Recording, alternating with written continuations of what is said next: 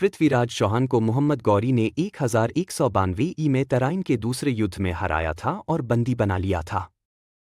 इसके बाद गौरी उन्हें गजनी, वर्तमान अफगानिस्तान, ले गया, जहां उनकी मृत्यु हो गई। हालांकि पृथ्वीराज रासों में एक अलग कहानी है, जिसमें कहा गया है कि पृथ्वीराज ने शब्दभेदी बाण विद्या का उपयोग करके गौरी को मारा था। संक्षेप में, पृथ्वीराज चौहान की मृत्यु का मुख्य कारण तराइन के दूसरे युद्ध में मोहम्मद गौरी द्वारा हारना और फिर बंदी बनाया जाना था। हालांकि मृत्यु के सटीक कारण पर ऐतिहासिक स्रोतों में मतभेद हैं। राणा सांगा, जिन्हें महाराणा संग्राम सिंह के नाम से भी जाना जाता है, मेवाड़ के एक शक्तिशाली राजपूत राजा थे। उनका जन्म 12 अप्रैल 1484 को हुआ था और 1509 से 1527 तक उन्होंने मेवाड़ पर शासन किया। राणा सांगा अपने साहस, वीरता और कुशल युद्धनीति के लिए जाने जाते थे। उन्होंने कई युद्धों में विजय प्राप्त की, जिनमें इब्राहिम लोदी और मालवा के सुल्तान के साथ हुए युद्ध शामिल हैं। 1527 में खानवा के युद्ध में राणा सांगा का सामना मुगल बादशाह बाबर से हुआ, जिसमें उन्हें हार का सामना करना पड़ा। बाजीराव पेशवा की मृत्यु 28 अप्रैल 1740 को 39 वर्ष की आयु में रावेरखेड़ी में एक गंभीर बुखार के कारण हुई थी। वह नर्मदा नदी के किनारे अपनी सेना के साथ डेरा डाले हुए थे जब उन्हें बुखार आया और उनकी मृत्यु हो गई। बाजीराव प्रथम, जिन्हें बाजीराव बल्लाल के नाम से भी जाना जाता है, मराठा साम्राज्य के एक महान योद्धा और पेशवा थे। उन्हें अपने समय के सबसे महान सैन्य जनरलों में से एक माना जाता है और उन्होंने कभी कोई युद्ध नहीं हारा। उनकी मृत्यु के बाद उनके पुत्र बालाजी बाजीराव ने पेशवा का पद संभाला। महाराणा प्रताप की मृत्यु 19 जनवरी 1597 को चावंड में हुई थी। उनकी मृत्यु का कारण शिकार के दौरान धनुष की डोर खींचने से उनके पेट में लगी चोट थी, जो बाद में गंभीर हो गई।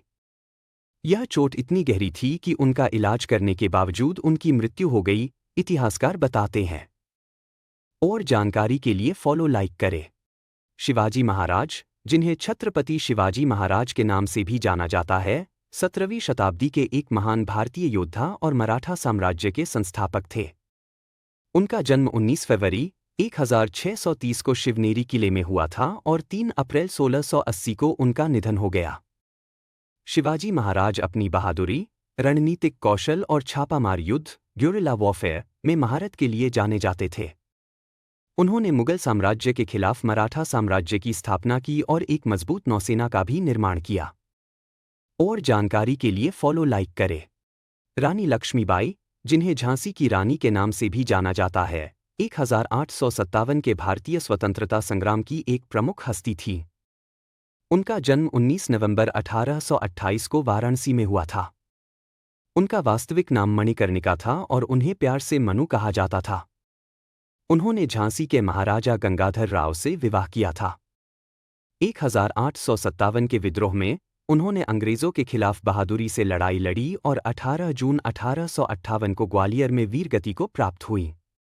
खिलजी वंश दिल्ली सल्तनत का एक तुर्क अफगान राजवंश था, जिसने 1290 से 1320 ई तक शासन किया। इस वंश की स्थापना जलालुद्दीन फिरोज खिलजी ने की थी और इसके सबसे प्रसिद्ध शासक अलाउद्दीन खिलजी थे। खिलजी वंश ने भारतीय उपमहाद्वीप के एक बड़े हिस्से पर शासन किया और अपनी सैन्य विजयों और प्रशासनिक सुधारों के लिए जाना जाता है। जलालुद्दीन फिरोज खिलजी ने 1290 ई में गुलाम वंश के अंतिम शासक को उखाड़ फेंका और खिलजी वंश की स्थापना की। सरदार वल्लभ भाई पटेल ने भारत की स्वतंत्रता और एकीकरण में महत्वपूर्ण भूमिका निभाई।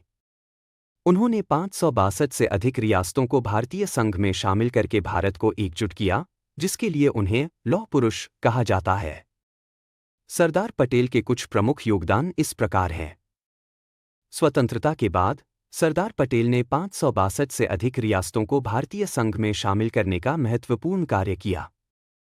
उन्होंने रियासतों के शासकों के साथ बातचीत की और उन्हें भारत में शामिल होने के लिए राजी किया, जिससे भारत एक मजबूत राष्ट्र बन सका। तानाजी मालुसरे मराठा साम्राज्य के एक वीर योद्धा और छत्रपति शिवाजी महाराज के करीबी मित्र थे। उन्हें 1670 में सिंहगढ़ की लड़ाई में उनकी वीरता के लिए जाना जाता है, जिसमें उन्होंने मुगलों से किले पर फिर से कब्जा करने के लिए लड़ाई लड़ी थी। वीर योद्धा तानाजी मालुसरे को मराठा साम्राज्य के सबसे बहादुर और वफादार सेनापतियों में से एक माना जाता है। सिंहगढ़ की लड़ाई। 1670 में तानाजी ने सिंहगढ़ किले को वापस जीतने के लिए एक छोटी सी सेना का नेतृत्व किया, जो उस समय मुगलों के नियंत्रण में था। इस लड़ाई में तानाजी वीरगति को प्राप्त हुए, लेकिन उन्होंने किले पर मराठाओं का झंडा फहराया। मामले की शुरुआत भारतीय जनता पार्टी के विधायक और महाराणा प्रताप के वंशज विश्वराज सिंह मेवाड़ के राजतिलक के बाद हुई थी, और इसके पीछे की वजह संपत्ति विवाद को बताया जा रहा है। विश्वराज सिंह मेवाड़ के परिवार और उनके चाचा अरविंद सिंह मेवाड़ के बीच संपत्ति को लेकर कानूनी लड़ाई चल रही है। अल्बर्ट आइंस्टीन का अनुमानित IQ 160 था, आइजैक न्यूटन का अनुमानित IQ 190 है और मार्क जुकरबर्ग का IQ 152 है। ये प्रसिद्ध पुरुष दुनिया भर में पूर्ण प्रतिभाशाली के रूप में जाने जाते हैं। लेकिन एक बार एक ऐसा व्यक्ति रहता था जिसका IQ 250 से 300 के बीच बताया गया था। विलियम जेम्स सिडिस, पृथ्वी पर चलने वाले अब तक के सबसे बुद्धिमान व्यक्ति, एक बाल प्रतिभा और एक असाधारण गणितज्ञ थे। वह कई बोलियों में निपुण थे और एक प्रतिभाशाली लेखक भी थे। लेकिन दुख की बात है कि बहुत से लोगों ने उनके बारे में कभी नहीं सुना है।